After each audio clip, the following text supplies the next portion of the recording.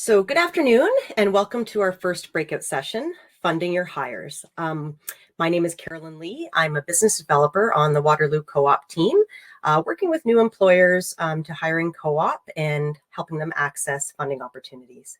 So we hope you enjoyed the first half of our Future of Manufacturing workforce event and continue to gain some valuable information and insight on manufacturing recruitment and retention.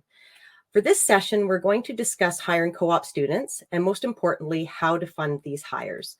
I will briefly discuss our process at Waterloo, but I encourage you to visit our booth this afternoon if you have more questions about how to hire. Additionally, for funding questions, I invite you to visit our funding partners who also have virtual booths in the expo and can answer any specific questions you may have about their processes. So we've been talking a lot about co-op today, so just wanted to do a brief introduction to make sure everyone is on the same page. So co-op stands for cooperative education, which is an educational model that combines academic studies with relevant paid work experience. A Waterloo co-op student will alternate between study terms and work terms, typically 4 months of school, followed by 4 months of work. It creates this incredible cycle of learning. Classroom learning makes workplace contributions stronger, and work experience enhances learning. And so co-op students graduate with up to 2 years of work experience and are better prepared to move into the workplace. So what sets Waterloo Co-op apart? We are a global leader. We are the largest co-op program in the world with more than 25,000 students enrolled in over 120 accredited programs. We've been doing this for 60 years now, and we've established thousands of industry connections. And we have a team of more than 180 staff located across Canada to ensure that the co-op process runs smoothly from beginning to end. And how does co-op work at Waterloo? Co-op at Waterloo is primarily a 4-month-long paid work term, beginning in January, May, and September. Some of our programs also offer an 8-month work term for students in their 3rd year of studies. So you could have one student work for the January to April term and then bring another student in for the May to September term, and so on, providing you with an endless supply of talent for your team. So with that, we'll get right down to the types of funding available for hiring students. We're presenting the funding opportunities today in 3 loosely defined buckets. We will spend most of our time on the first one, wage subsidies. So wage subsidies are a more straightforward application process for funding specifically for wages to hire. And so the 2 opportunities we've included today, the Student Work Placement Program, which is the program we will be talking about. And additionally, Canada Summer Jobs also falls under this wage subsidy program. We're not going to talk about that today. It is a program that usually you apply for late January, early February for the subsequent spring and summer months. And so I invite you to visit our website to get updates on that program.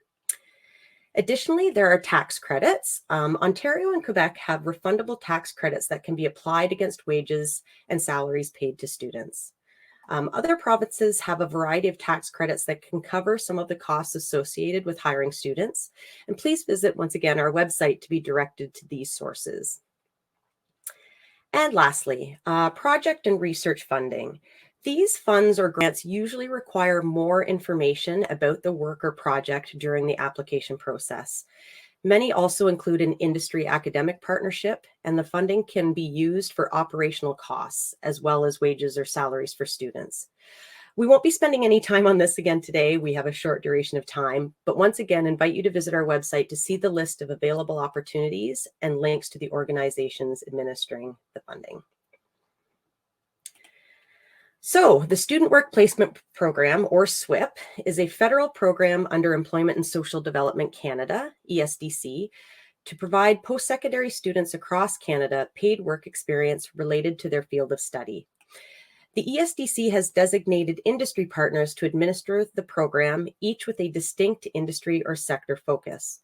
However, regardless of the SWIP partner administering the program and what industry they are in, it is all the same wage subsidy amount. Employers receive a 75% wage subsidy per eligible student, up to a maximum of $7,500 for each 4-month work term.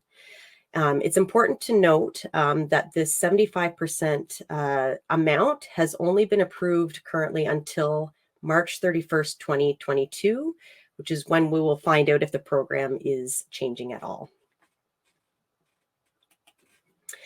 So once again, like I had mentioned, the industry partners all have their own specific industry or sector focus. However, regardless of that eligibility requirement, they all have the same basic employer and student eligibility requirements. So for an employer, they need to be a registered Canadian business or organization or post-secondary education institution. They cannot be a federal, provincial, or municipal government group, and the employer needs to have the financial capacity to hire the student for a part or full-time work term, pay them consistently, and provide a meaningful work experience, as the subsidy is paid out after the work term is complete. In addition to the employer eligibility, there is an eligibility requirement for the students as well. And students that are hired under this program need to be a Canadian citizen, permanent resident, or a protected person defined by the Immigration and Refugee Protection Act. They must be registered as a student in a post-secondary institution program, and they cannot be an immediate family member of the employer. So it is really important to note what that means is that international visa students are not eligible for this program. And there are ways that we can assist employers in articulating this to prospective students through their job posting. So all of the SWIP partners have their own timelines, deadlines. However, there's a general structure of how it should work. And so what we ask employers is, if you intend to apply for SWIP funding, it's a good idea to let the University of Waterloo staff member that you're working with know that. And then you can post your job on Waterloo Works, and we can provide some verbiage that you can include at the top of your job posting to allow students to understand the eligibility requirements. And then you would go through your recruitment cycle and hire your student or students. At this point, you'd want to complete your SWIP application, preferably before the student starts work. The SWIP partners cannot fully approve any employers until that student information is submitted because of the student eligibility requirements. So the student does need to provide proof of enrollment and citizenship status to the SWIP partner. And if all eligibility requirements are met by both the employer and the student, the SWIP partner would then provide that approval, and the student works through their work term. Upon completion of the work term, the employer needs to provide the SWIP partner with proof of wages paid, usually pay stubs. And it's important to note that the student does need to be on the employer's payroll. The employer would need to provide direct deposit details to the SWIP partner, and the SWIP partner calculates the subsidy and provides payment to the employer. So now I'm very pleased to introduce our 4 SWIP delivery partners that are here with us today and have booths in the virtual expo. I'm just going to spend some time discussing them and letting you know what they do. And like I mentioned, all of the partners have that same basic eligibility requirement for employers and students. However, each one is developing talent in different sectors and industries. So we'll talk a little bit about each one's specific requirements. So we will start with EMC, Excellence in Manufacturing Consortium. So EMC is working in partnership with the SWIP team to achieve Canada's Work Integrated Learning Strategy, which is meant to drive systemic change in the skills development system by EMC working with post-secondary institutions to effectively align work-ready skills of students with the skills required by Canada's manufacturers. So EMC has called their SWIP program Will Works. And their employer requirement is that they be a member of Canada's manufacturing and related sectors. And how they define that is by using the North American Industry Classification Codes, or NAICS codes, 31 to 33. And the student may be hired into direct or indirect manufacturing roles, and indirect roles being those HR, finance, graphic design as some examples, the types of roles that could be hired into any industry, but into an employer that is in the manufacturing industry. Secondly, Food Processing Skills Canada, or FPSC. FPSC is your labor, skills, and workforce development nonprofit organization. Their job is to provide leadership and professionalizing the food and beverage manufacturing industry so that the most important resource, people, are the best in the world. And so FPSC, their SWIP program, they put a requirement on their employers that they be in the food and beverage manufacturing industry, and the jobs can be in any capacity, just related to the student's program of study. And our next valued partner today is Trucking Human Resources Canada. So, as a national nonprofit organization, Trucking HR Canada advances modern HR solutions for the trucking and logistics workforce. They collaborate, partner, and work with a dynamic network, including industry, government, and industry professionals, to ensure Canada's freight transportation network has the skilled workforce needed for today and into the future.